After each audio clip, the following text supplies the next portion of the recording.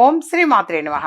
ఇప్పుడు తెలియజేసే అంశము, తీరని వ్యాధితో బాధపడే వాళ్ళు ఈ విధంగా ఆచరిస్తే తప్పనిసరిగా కొంచెంలో కొంచెమైనా సరే ఉపశమనము అనేది ఉంటుంది. కాస్త ఆ వ్యాధి తగ్గుముఖం కూడా పట్టే అవకాశం ఎక్కువ ఉంటుంది. దీర్ఘకాలిక వ్యాధులతో బాధపడే వాళ్ళు కూడా ఎక్కువ మంది ఉంటూ ఉంటారు. వీలైతే ఈ విధంగా చేయడానికి ప్రయత్నించండి. లేదా బెడ్ రీడర్ అయి ఉన్నామమ్మా, మేము అసలు చేయలేకపోతున్నాము, మేము చేయలేము, అప్పుడు ఏం చేయాలి అని అంటే, తల్లిదండ్రులు ఎవరైనా బాధపడుతుంటే వాళ్ళని కన్న పిల్లలు ఈ విధంగా చేయవచ్చు.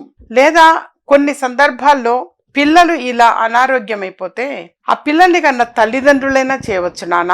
సహజంగా ఈ సందేహం ఉంటుంది, మరి ఆ అనారోగ్యంతో బాధపడితే వాళ్ళు ఎలా చేస్తారు అని.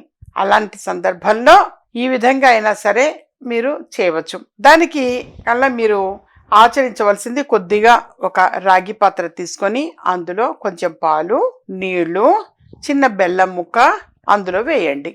వేసి ఆ మూడు కలిపినటువంటి ఆ ద్రవ్యాన్ని తీసుకొని వెళ్ళి రావి చెట్టు మొదటిలో ఇలా పోసేయండి. రావి చెట్టు మొదట్లో పోసి ఆ తర్వాత ఒకవేళ వాళ్ళే గనక వ్యాధితో బాధపడే వాళ్ళే గనక వెళ్ళి డైరెక్ట్గా చేయగలిగితే ఆ మట్టి కొద్దిగా ఇలా తీసుకొని కొంచెం ఇలా నుదుట పెట్టుకోండి, మీకు మంచిది. కొంచెం మరీ ఎక్కువ కాదు, ఒక్క రవ్వ తడి మట్టిని ఇలా అనుకోండి. లేదు ఇంట్లో బెడ్ రీడర్ అయి ఉన్నారు అని అనుకుంటే కొంచెం ఆ మట్టిని కాస్త తీసుకొని వెళ్ళి ఆ పేషెంట్కి ఇలా నుదుట పెట్టండి నాన్న, మంచిది. ఆ తర్వాత మీరు చేయవలసింది యథార్థంగా హనుమాన్ దేవాలయానికి వెళ్ళండి. వెళ్ళి అక్కడ కొద్దిసేపు ప్రశాంతంగా కూర్చుని హనుమాన్ కవచము అని ఉంటుంది, ఆ హనుమాన్ కవచం పఠించండి. హనుమాన్ కవచాన్ని పఠించండి. ఈ విధంగా గనక మరి ఎప్పుడు చేయాలి అని అనుకుంటే 5 శనివారాల పాటు చేయాలి. 5 శనివారాలు ఈ విధంగా ఆచరించండి. భగవదానుగ్రహం వల్ల కొంచెంలో కొంచెమైనా తగ్గుముఖం పట్టే అవకాశం ఎక్కువ ఉంటుంది.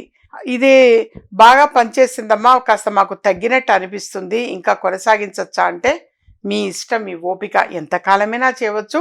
మినిమం 5 శనివారాలు కనుక మీరు ఆచరించారు అనంటే మాత్రం మీకు చక్కని ఫలితము అనేటువంటిది మీకుగా మీరే చూడగలుగుతారు నాన్న. దీనికల్లా కొంచెం ఓర్పు, సహనము అనేది అవసరము. ఇది ఎన్నో ప్రయత్నాలు చేస్తూ ఉంటారు. ఇప్పుడు డాక్టర్ ట్రీట్మెంట్ అని అవి ఎన్నో ప్రయత్నాలు చేస్తూ ఉంటాము. కానీ మీ వంతు ధర్మంగా ఇది కూడా ప్రయత్నం చేయండి. ఏమో బహుశా తగ్గవచ్చు.